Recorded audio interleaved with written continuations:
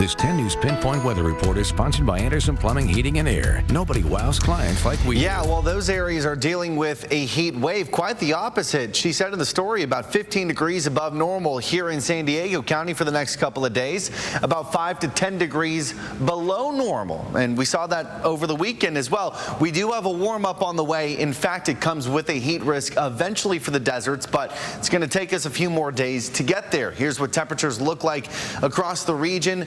Another day where Borrego fluctuating a little bit live on TV, but deserts haven't hit triple digits and won't do it for another day.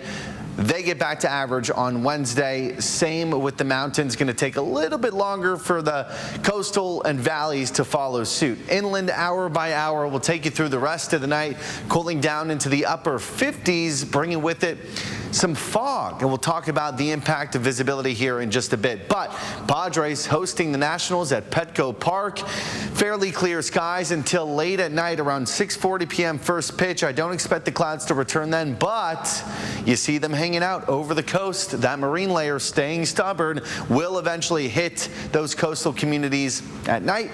Those clouds sticking around into the morning. But like I said, inland neighborhoods are dealing with some fog impacting visibility overnight tonight.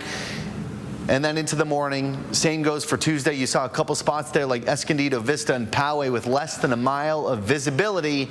That could be the reality almost every day through your extended forecast. So we got the clouds on the coast, fog for the inland neighborhoods, below average temps before we start our warm up. Here's what temperatures look like tomorrow. One final day below average for the mountains and deserts. That means the mountains are in the low to upper 70s, the deserts in the low to upper 90s, and the coast and the valleys are hanging out in the 60s and 70s respectively. This is just a good graphic here to show you where we expect to top out and how that compares to where we typically are this time of the year. Like I said, about 5 to 10 degrees below average across the board. Your extended forecast on the coast, you do eventually get back to average, just doesn't happen until we get to the weekend. Those marine layer clouds, though, that is what we are tracking in the interim, staying low. Morning clouds, night clouds as well before we get some afternoon clearing, but then they continue to return.